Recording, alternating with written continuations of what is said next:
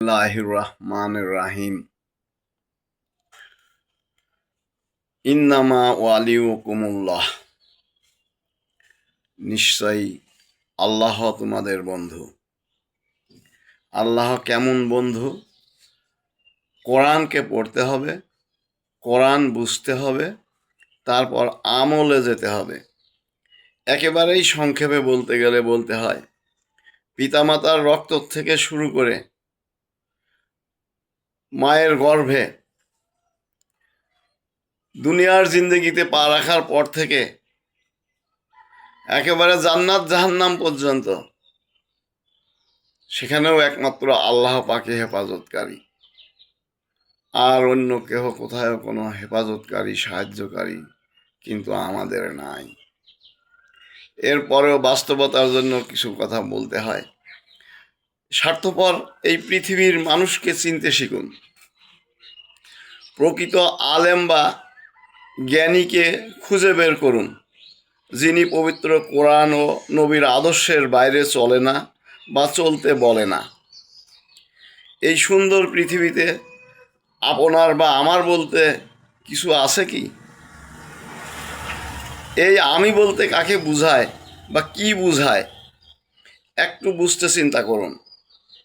এরপর যখন আপনি আপনার স্ত্রীর পাশে ঘুমোচ্ছেন, তখন চোখটা বন্ধ করুন, ভাবুন আপনার নিঃশ্বাস বের হয়েছে আর আপনার ভিতরে নিঃশ্বাস ঢুকছে না। আপনি মনে করেন আপনার মৃত্যু হয়েছে। আপনার সাথে এখন কে যাবে বা কি যাবে চিন্তা করুন। আপনার বৈধ এবং অবৈধ কাজের হিসাব করুন। আপনার জায়গা কোথায় চিন্তা করুন। এই চিন্তা করলে আল্লাহ চাইলে আপনার বিবেক খুলে দিতে পারে।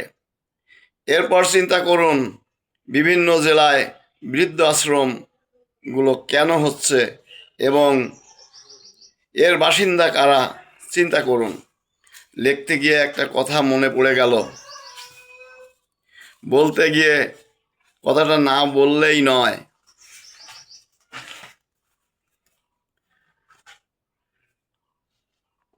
এই কথা ছেলে এবং পিতার মধ্যে হচ্ছিল। পিতা চাকুরি থেকে পেনশন পেয়েছে, ছেলে সরকারি বড় কর্মকর্তা। কোনো একটা কথা নিয়ে ছেলে পিতাকে বারবার বোঝাতে চেষ্টা করছে, পিতা বুঝতে পারছে না। তখন রাগ করে ছেলে বলছে, ঠিক আছে, তোমাকে আর বুঝতে হবে না। তখন পিতা বলল, বাবা, তুমি যখন ছোটবেলায় একটা কাক দেখে বলেছিলে, বাবা ওটা কি? আমি যতই বলি ওটা কাক, তুমি ততই বলেছিলে ওটা কি?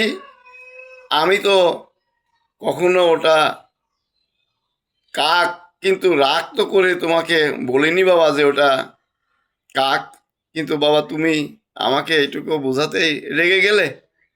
আমি তো তোমার কথা হাজারবার বোঝাতে চেষ্টা করেও তুমি যখন বুঝতে পারোনি, আমি তো তখন কখনো রাগ করিনি বাবা।